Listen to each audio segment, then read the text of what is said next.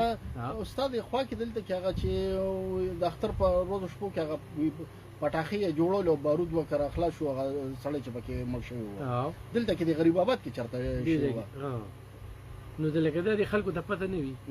لکه داسې چې ستا کور ته ته خطر ده گاوند ته ته خطر ده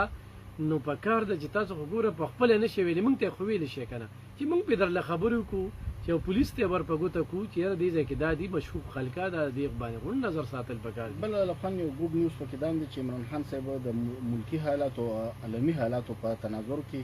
کوم احتجاج کال چې ورکړو هغه یو 2 هفتو لپاره مؤخر کړی دی او چې لکه یو 2 هفتې ودا مؤخر دی دا یو ګوګ نیوز دی چې عمران خان صاحب ته د خبر ادراک دی چې عالمي سطح باندې او په ملکی کچ باندې حالات چې هغه له احتجاجونو نه دي لہذا موږ په کار دي ګرمیم زیاته ده ګرمیم زیاته ده موږ په مخکینه په موږ ویلو ادواب تیبم تیری شي خیر دی هلته کې تا پرونده شیر افضل مروت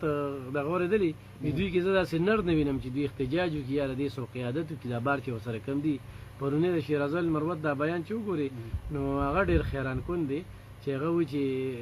دوی دا سکول نشي قانون چې دا کم خبر راغلی دی کنه ها پتنګي کې دا یو پولیس والے زبا کړی دی اعلان کړی دی پرون راغلی په چټه باندې دا خو لفن هغه چې کوم دین هغه منټلی ډیسټرب دی څوک چې چا دا کړی دی ها او هغه څو دغه ځای دی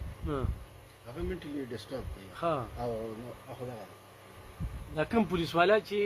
ګران کوم ګران پتنګي کې چې کوم دی یو پولیس والا د زبا کېدو لاش چې کوم دی رملو شوی دی اوس منټ خا نو اوس منټلی ډیسټرب دی د څنګه راګیر ک دا څنګه چیرې څه په قصه دوی دونه یو ځای مونږ کو د جمعه تر وته لو بس هغه په حمله کړی دا د مسپخین په مونږ کې او په مسپخین په مونږ کې چې کله دوی جمعه تر وته نو هغه په حمله کړی دا او دغه دی دا هغه منټلی هغه په ډرګز باندې دی نه مخکې هغه په دغه کې مو سنټر کې مو بس دا وګوره دې ټیم کې موږ په آیس باندې خبره کولی شو او د ټول اوریدونکو ته وایم چې تاسو په کور کې یو سړی هغه آیس کې د دنه یا وتخته یا یو وتختوي او یا یو په دغه هسپتال کې چې کوم نه داخل کې یعنی دی په بچی لنه کوي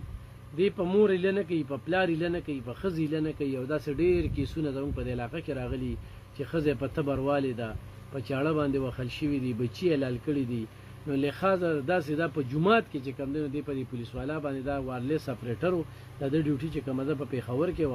او دی دلته کې چې کوم دی نو د دې واقعیا چې کوم دی نو ښکار شي په دغه کې دا یو ډېر